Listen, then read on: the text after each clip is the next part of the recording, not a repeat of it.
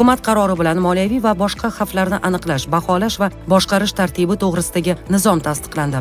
Nizom vazirlik va idoralar, Qoraqalpog'iston Respublikasi Vazirlar Kengashi, viloyatlar va Toshkent shahar hokimliklari, respublika va mahalliy ijro etuvchi hokimiyat organlari faoliyatidagi moliyaviy va boshqa xavflarni aniqlash, baholash va boshqarish tartibini belgilaydi. Xavflar quyidagi tartibda baholanadi. Xavf ta'sirini aniqlash, xavf ehtimolini aniqlash, xavf ta'siri va ehtimoli natijalarini o'zaro bir-biriga ko'paytirish orqali xavf darajasini hisoblash.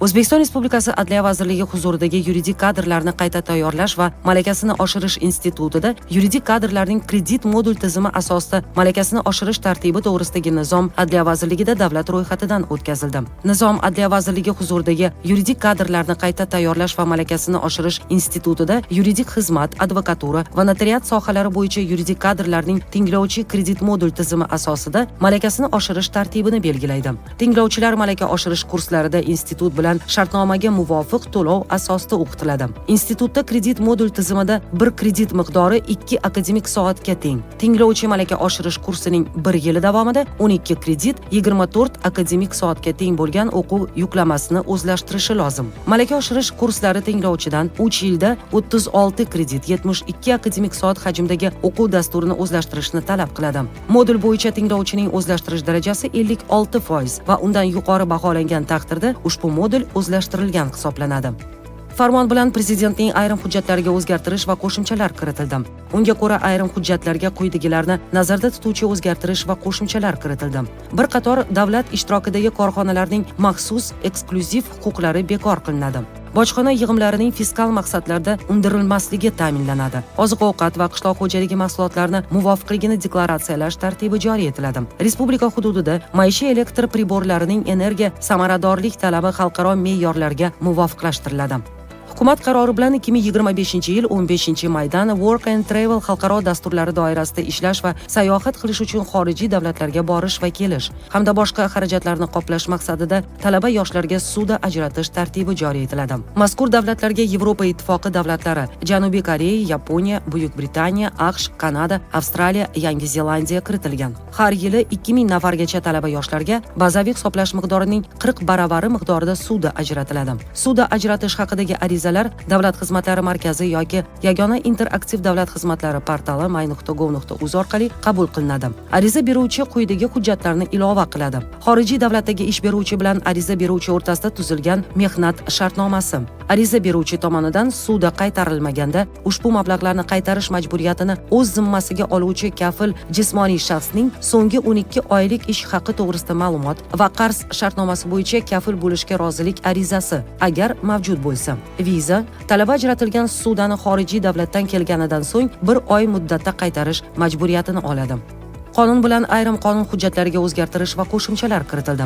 Qonun bilan kiritilgan qo'shimchalarga ko'ra, davlat mulki bo'lgan aholining madaniy maishiy ehtiyojlarini qondirish va dam olishi uchun foydalaniladigan yerlarni xususiylashtirish yoxud boshqacha tarzda begonalashtirish taqiqlanadi. Ushbu yerlarda binolar va inshootlarni qurish yoki mavjud bino va inshootlarning qurilish maydonlarini kengaytirish, ushbu yerlarning hududini qisqartirishni taqiqlash belgilandi. Jinoyat kodeksiga kiritilgan qo'shimchaga ko'ra, mazkur cheklovlarga rioya etmagan holda yer berish tartibini buzganlik uchun jinoiy javobgarlik kuchaytirilmoqda. Bundan tashqari, botanika bog'lari muhofaza etiladigan tabiiy hududlarga kiritildi va ularning hududida o'simlik dunyosining saqlanib qolishiga tahdid soluvchi har qanday faoliyat taqiqlandi.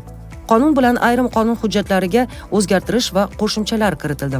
Qonun hujjatlariga kiritilgan qo'shimchalarga ko'ra, yer osti suvlariga quduqni qonunga xilof ravishda burg'ilash ma'muriy javobgarlikka sabab bo'lishi belgilandi.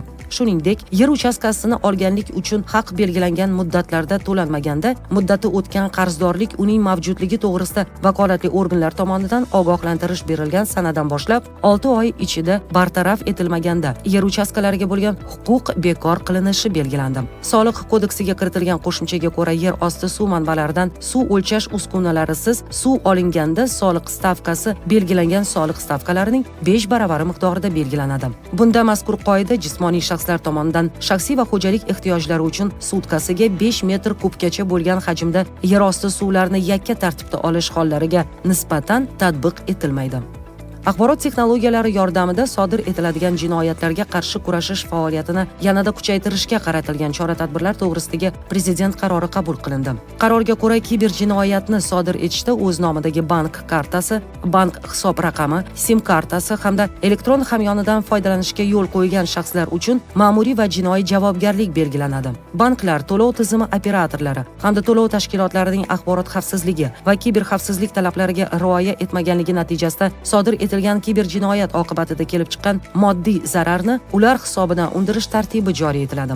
Jinoyat qonunchiligi bilan axborot texnologiyalari sohasidagi jinoyatlar hamda pul mablag'lari va boshqa mol-mulkni jalb etishga doir noqonuniy faoliyat uchun belgilangan jazo choralari kuchaytiriladi. Banklar va to'lov tashkilotlari tomonidan o'zining mobil ilovalariga antivirus himoya tizimlarini o'rnatish hamda foydalanuvchi qurilmasida zararli dasturlar belgilari mavjudligi aniqlanganda ularni ogohlantirish amaliyoti joriy etiladi. Ichki ishlar organlari mas'ul bo'linmalari so'roviga asosan shubhali pul o'tkazma amaliyotlariga aloqador bank kartalari tezkorlik bilan bloklanadi. Ichki ishlar organlari tizimini raqamli transformatsiya qilish bo'yicha kompleks chora-tadbirlar to'g'risidagi prezident qarori qabul qilindi. Ichki ishlar organlari tizimini 2025-2027 yillarda raqamli transformatsiya qilishning ustuvor yo'nalishlari etib quyidagilar belgilandi.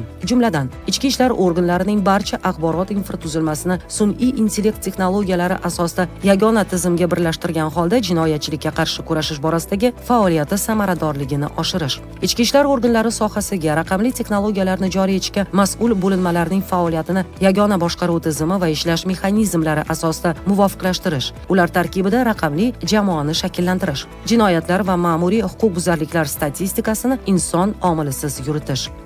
Fuqarolik jamiyatini rivojlantirish konsepsiyasini 2025-yilda amalga oshirish chora-tadbirlari to'g'risidagi hukumat qarori qabul qilindi. Qaror bilan quyidagilarga muvofiq fuqarolik jamiyatini rivojlantirish konsepsiyasini 2025-yilda amalga oshirish bo'yicha yo'l xaritasi tasdiqlandi. Fuqarolik jamiyatini rivojlantirishning huquqiy asoslarini izchil takomillashtirish, fuqarolik jamiyati institutlariga ko'maklashish hamda ularni davlat tomonidan qo'llab-quvvatlash, fuqarolik jamiyati institutlarining davlat boshqaruvida faol ishtirok etishi uchun zarur shart-sharoitlar yaratish, fuqarolik jamiyati vakillarini ma'naviy rag'batlantirish hamda islohotlarni sarhisob va targ'ib qilish.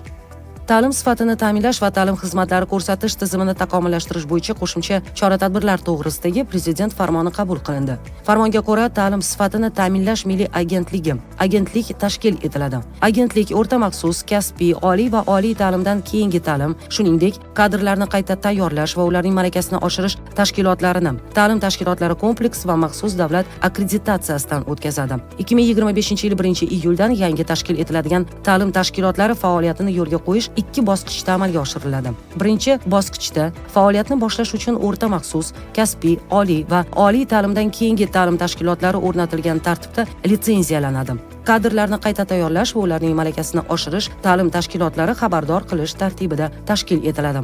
Ikkinchi bosqichda ta'lim tashkilotlarining kadrlar tayyorlash yo'lga qo'yiladigan ta'lim dasturlari maxsus davlat akkreditatsiyasidan o'tkaziladi. Bunda maxsus davlat akkreditatsiyasidan o'tmagan ta'lim dasturlari bo'yicha ta'lim oluvchilarni o'qishga qabul qilishga yo'l qo'yilmaydi. Maxsus davlat akkreditatsiyasidan o'tmasdan qabul jarayonini amalga oshirish litsenziya talab va shartlarini qo'pol ravishda buzish deb baholanadi va ta'lim tashkilotiga berilgan litsenziyaning bekor qilinishiga asos bo'ladi.